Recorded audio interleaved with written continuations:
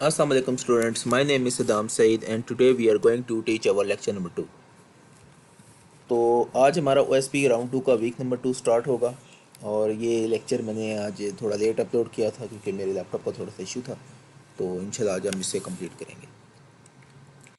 Lecture number 2 के अंदर हमारा जो बेसिक ऑपरेशन रहेगा या जो हमारे इंडेक्स रहेंगे वो हमारे पास जो होगा। आज हमने जो टॉपिक पढ़ना है वो दो पढ़ने हैं, जिसमें से पहला जो टॉपिक है वो हमारा है basic operation of computer. Basic operation of computer के अंदर आप देख सकते हैं कि हमारे पास इंट्रोडक्शन को हम थोड़ा सा डिस्कस करेंगे। इसके अंदर हमारे पास बेसिक ऑपरेशन में इनपुट आ जाती है, फिर उसमें हमारे पास स्टोरिंग प्रोसेसिंग आ जाती है, फिर आउटपुट आ जाती है। तो इन चीज़ों को हमारा आज टॉपिक रहेगा या इनको आज हमने थोड़ा सा व्यू आउट करेंगे कि ये क्या चीज़ें होती हैं।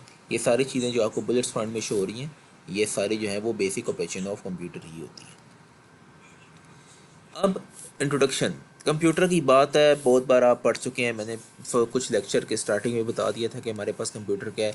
तो computer is a programmable machine design to perform arithmetic and logical perform operation automatically and sequentially on the input given by the user. तो वही वाली बात है कि अगर आप देखें तो हमारे पास कंप्यूटर क्या है। कंप्यूटर कहता है कि मेरे पास एक प्रोग्रामेबल मशीन है, एक ऐसी मशीन है जिसे हम किस लिए बनाते हैं, किस लिए डिज़ाइन करते हैं कि आप इसमें क्या कर सकें, अरिथमेटिकली और लॉजिकली ऑपरेशन को परफॉर्म करने के लिए इस्तेमाल कर सकें। अब आप जानते हैं कि अरिथमेटिकली लॉजिकल अगर आप ऑपरेशन को परफॉर्म करते हैं तो इसमें आपके पास जो है मशीन होती है उसे कंप्यूटर कहा जाता है, जिसमें से उसे इनपुट कौन देता है, उसे इनपुट यूज़र परफॉर्म करता है एंड डिज़ायर आउटपुट कौन क्या करता है, प्रोसेसिंग के बाद कंप्यूटर देता है।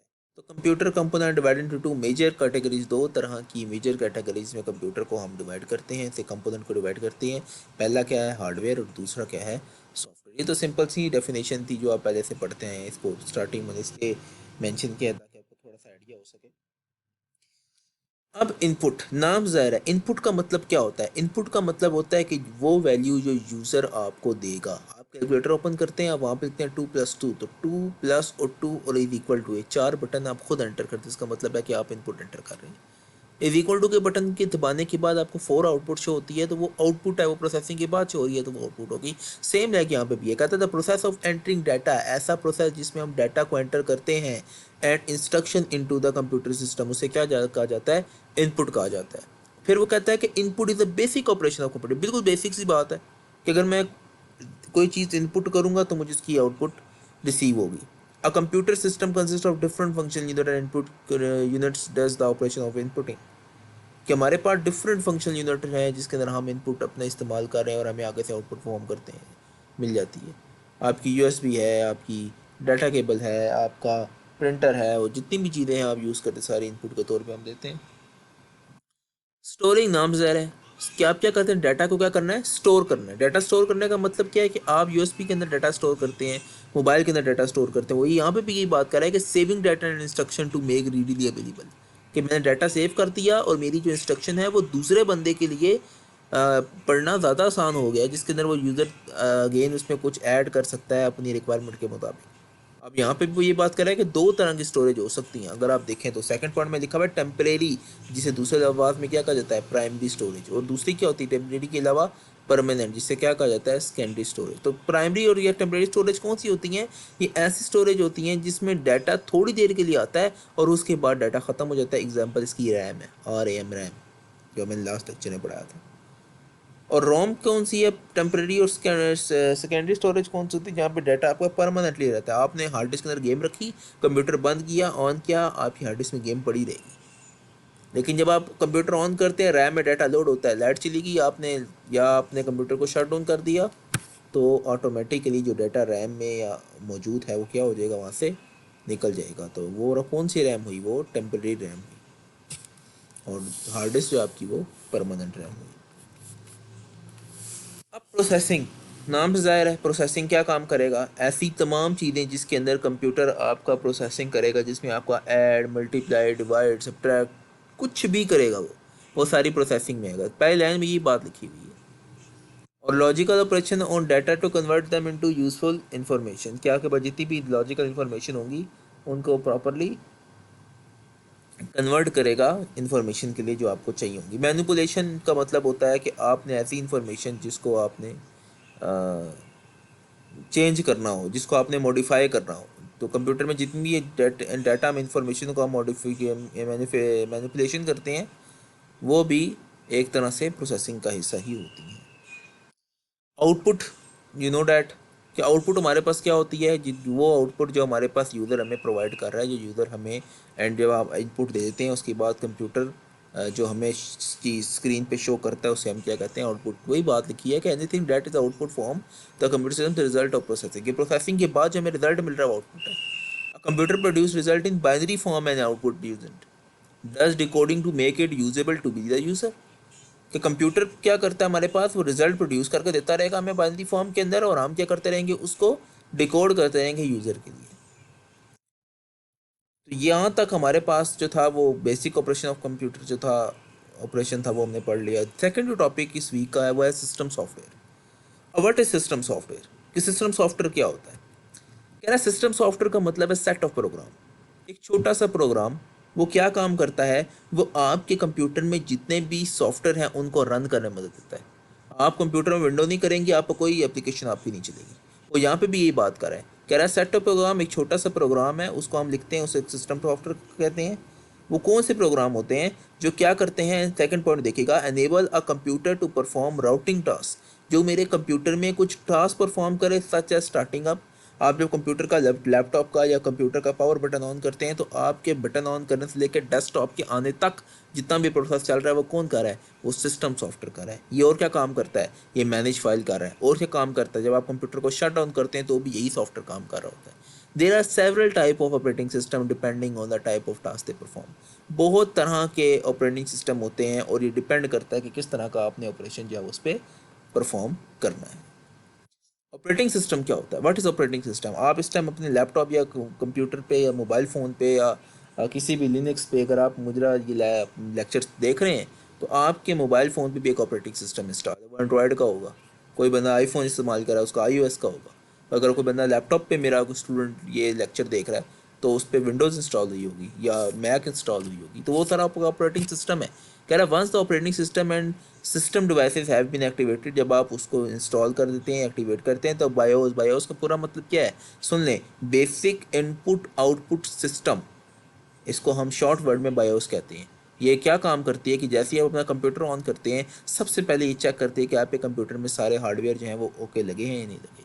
अगर नहीं लगे तो आपको एक मैसेज शो कर देगा। अपने कंप्यूटर में जाएं और के कीबोर्ड की तार उतार दें और कंप्यूटर ऑन करें। आपको कंप्यूटर ऑन होने से पहले एक मैसेज शो कर देगा कि कीबोर्ड फेलियर है। इसका मतलब क्या है कि एक सॉफ्टवेयर बैकएंड पे चेक करता जा रहा है कि क्या हार्डवेयर सही है, उससे कीबोर्ड नहीं मिला तो उसने आपको एक मैसेज पास कर पास कर दिया। तो कह रहा था BIOS transfer control system to the operating system. तो बायोस क्या करता है कि ट्रांसफर करता है अपना कंट्रोल ऑपरेटिंग सिस्टम को, कि सब कुछ होके आप आगे मूव ऑन कर दो। The operating system is a very important system software. कह रहा है ऑपरेटिंग सिस्टम वेरी इंपॉर्टेंट है। जाहिर सी बात है, अगर आपके मोबाइल में सॉफ्टवेयर नहीं होगा तो आप कोई काम कर सकेंगे? आप कुछ भी नहीं कर सकते। आपको फ़ोन एक आधा डमी रहेगा और आप कहेंगे कि जब तक इसके अंदर मेरा सॉफ्टवेयर इंस्टॉल नहीं होगा या सही वर्क नहीं करेगा तो कोई फ़ायदा नहीं है। It's consist of a set of program and data for programming general task. कह रहा है कि ये एक ऐसा सॉफ्टवेयर या ऐसा प्रोग्राम है जो आपकी जनरल टास्क को परफॉर्म करने में मदद करता है। ऑपरेटिंग सिस्टम इंशाल्लाह आप हायर क्लासेस सेकेंड ईयर के अंदर जाकर डिटेल में पढ़ेंगे कि ये किस तरह से इसके जो ऑपरेटिंग सिस्टम के जो कंपोनेंट्स हैं वो आगे वर्क करते हैं।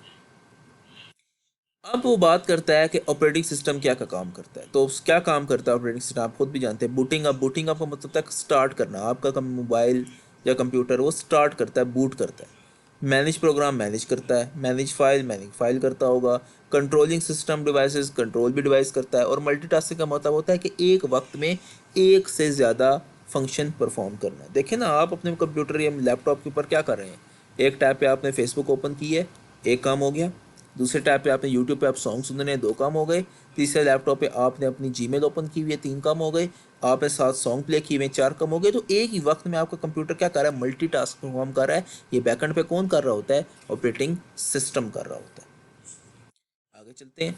फिर कहता है मैनेजिंग प्रोग्राम। मैनेजिंग प्रोग्राम क्या करते हैं कि आपके कंप्यूटर के अंदर जितने भी एप्लीकेशंस चल रही हैं, MS ऑफिस चल रहा है, आपकी गेम्स चल रही हैं, आपके सॉफ्टवेयर चल रही हैं, वो सारे कौन कर रहा है, उसे मैनेज कर रहा है। Any problem in operating system mean that neither system not application can run properly. Definitely आपको मोबाइल का सॉफ्टवेयर ख़राब होगा तो कोई भी एप्लीकेशन नहीं चलेगी। इस तरह अगर कंप्यूटर का ऑपरेटिंग सिस्टम ख़राब होगा तो कोई भी एप्लीकेशन नहीं चलेगी। मैनेजिंग फाइल एंड डायरेक्टरीज, आपकी जितनी भी फाइल और डायरेक्टरीज हैं इनको प्रॉपर अपनी जगह पे रख रहा है। आपको अगर पता होता है कि सी फाइल में जाएंगे ये फोल्डर होगा और उसमें ये फाइल पड़ी हुई है, उस फाइल का ये है, आप उस फाइल की लोकेशन को भी चेंज कर सकते हैं अगर आप चाहें तो। और दूसरे बंदे भी आपकी फ़ाइल को जो है वो एक्सेस कर सकते हैं अगर आप उनको परमिशन देना चाहिए। तो सारी मैनेजिंग फाइल डायरेक्टरीज वो सारा काम अपने एंड पे ऑपरेटिंग सिस्टम परफॉर्म करेगा। कंट्रोलिंग डिवाइस सिस्टम डिवाइसेज, आप कंप्यूटर में यूएसबी लगाते हैं, फ़ौरन समझ आता है यूएसबी लगी है। आप प्रिंटर लगाते हैं, फ़ौरन समझता है इसमें प्रिंटर लगा है। तो वो क्या काम कर रहा है, कंट्रोल कर रहा है आपकी जितनी भी डिवाइसेस हैं उनके ड्राइवर्स को कंट्रोल कर रहा है। आपके जो इंश्योर करता है कि जो आपकी डिवाइसेस लगी हुई हैं वो सही काम करें या नहीं करें।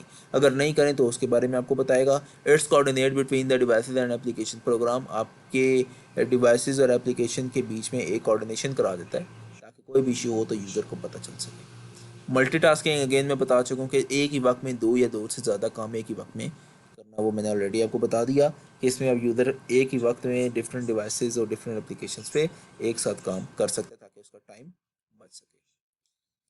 अब सॉफ्टवेयर डेवलपमेंट टूल का मतलब ये होता है कि अगर आपने कोई एप्लीकेशन या कोई प्रोग्राम बनाना है तो उसमें एक्चुअली कुछ तीन टाइप के सॉफ्टवेयर डेवलपमेंट टूल होते हैं। एक होता है लिंकर, एक होता है कंपाइलर, एक होता है डिबगर। ये हम काम क्यों करते हैं ये आप पे कोर्स में शामिल नहीं है। ये क्या होता है ये शामिल है, ये पढ़ना ज़रूरी है। तो इसमें हम आगे देखते हैं कि कैसे वर्क करते हैं। कंपाइलर क्या काम करता है, कहता है the converts instruction in high level programming language into binary code, कि वो क्या करता है कि हाई लेवल प्रोग्रामिंग लैंग्वेजेस को बाइनरी कोड के अंदर कन्वर्ट करता है। वो क्यों करता है, मैंने अगेन ये बात कर दी, यहाँ पे कोर्स में शामिल नहीं है ये। आप इंशाल्लाह अगर आपने आगे कंप्यूटर साइंस का कोर्स रखा तो आप जो है वो 10th क्लास के अंदर से डिटेल में पढ़ेंगे कि ये क्या चीज़ें होती हैं। अभी यहाँ पे सिर्फ समझ लें कि ये एक्चुअली इसका पर्पस क्या है। The instruction in programming language are called source code. आपने जो इंस्ट्रक्शन लेनी है प्रोग्रामिंग लैंग्वेज में उसे क्या कहते हैं, सोर्स कोड कहते हैं। The converted instruction in binary code are called object code. जो इंस्ट्रक्शन कन्वर्ट हो जाती हैं बाइनरी कोड में उन्हें क्या कहते हैं, ऑब्जेक्ट कोड। और set of code in binary language is called object file. और अगर जब एक कोड होता है जो बाइनरी लैंग्वेज में पढ़ा हुआ उसे क्या कहते हैं, ऑब्जेक्ट फाइल कहा जाता है। वो कह रहा है कंपाइलर कैसे वर्क करता है। अगर आप देखें सबसे पहले हमारे पास कोड आता है, कोड कंपाइलर में जाता है और कंपाइलर किस में भेज देता है, उसे ऑब्जेक्ट फाइल में भेज देता है। लिंकर क्या काम करता है, कहता है इट्स कंबाइंड टू और more related object file into a single file. ये दो या दो से ज़्यादा ऑब्जेक्ट फाइल को एक ही फाइल में कन्वर्ट करने के लिए। ये देखें पहले ऊपर एक सोर्स कोड आ गया, कंपाइलर आ गया और ऑब्जेक्ट फाइल आ गया। फिर एक नीचे सोर्स कोड ऑब्जेक्ट फाइलर को आ गया। फिर देखिए आप ऑब्जेक्ट कोड दोनों मिलके लिंकर में गए और लिंकर ने एक ही फाइल बना के हमें दे दी। डिबगर का काम करता है कि जब आपके पास फाइल मौजूद आ जाती है, एग्जीक्यूटेबल फाइल आ जाती है, नहीं अगर आप लास्ट फाइल देखें, अगर ये फाइल आपके पास मौजूद आ जाती है तो उसके बाद ये फाइल आपको क्या कहती है कि आप इसको रन कर सकते हैं। तो object file created by compiler might contain some error, हो सकता है इसमें कुछ एरर भी हो। सच एरर कॉल्ड बग्स, इन्हें हम क्या कहते हैं, बग्स कहते हैं। डिबगर इज द प्रोग्राम, ये एक ऐसा प्रोग्राम होता है जो टेस्ट करता है कि आपकी जो फाइल ऑब्जेक्ट की बनी है वो ठीक है या नहीं। This process of removing bug program is called debugging. इस पूरे बग को रिमूव करने का जो प्रोसेस होता है उसे डिबगिंग कहा जाता है। अब असाइनमेंट आ गई है। असाइनमेंट के अगेन वो 2 क्वेश्चंस हैं। Right at the basic operation computer, कौन से बेसिक ऑपरेशन परफॉर्म होते हैं आपने मुझे डिटेल से बताना है। और what is the system software क्या होता है। और what are the function perform system, कौन से फंक्शन जो इसमें परफॉर्म होते हैं। आप इंटरनेट की मदद ले सकते हैं और आपने अपनी नीट कॉपीज़ पे इसको लिखना है। पहले मैंने बताया था कि नीट कॉपीज़ पे लिखना था, लेकिन यहाँ पे थोड़ी सी मिस्टेक है राइट टाइपिंग में। आपने नीट कॉपीज़ पे नहीं लिखना बल्कि ये लिखे नीचे आपने इसे कहाँ पे लिखना है, लूज शीट पे। OSP राउंड 2 के जितना भी वर्कआउट होगा वो आपने उसे लूज शीट पे मेंशन करना है। अच्छा एक प्रोजेक्ट आपका ये देख लें, prepare a page chart paper of architecture of computer. आपने क्या करना है, एक आर्किटेक्चर ऑफ कंप्यूटर है, इंटरनेट पे अगर आप गूगल पे सर्च करेंगे तो आर्किटेक्चर ऑफ कंप्यूटर आपको पता चल जाएगा क्या चीज़ होती है। इससे आपने प्रॉपर एक पेज पे लिख लेता है ज़्यादा बेहतर है। चार्ट आपको थोड़ा सा एक्सपेंसिव पड़ेगा। आप एक पेज लेके उस पर आपने आर्किटेक्चर कंप्यूटर को पूरा प्रिपेयर करके डिज़ाइन करना है।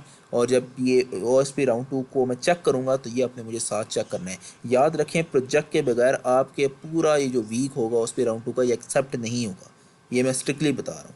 इसलिए प्रोजेक्ट आप में लाजमी जो आर्किटेक्चर ऑफ कंप्यूटर जो है वो लाजमी प्रिपेयर करके देना है मुझे।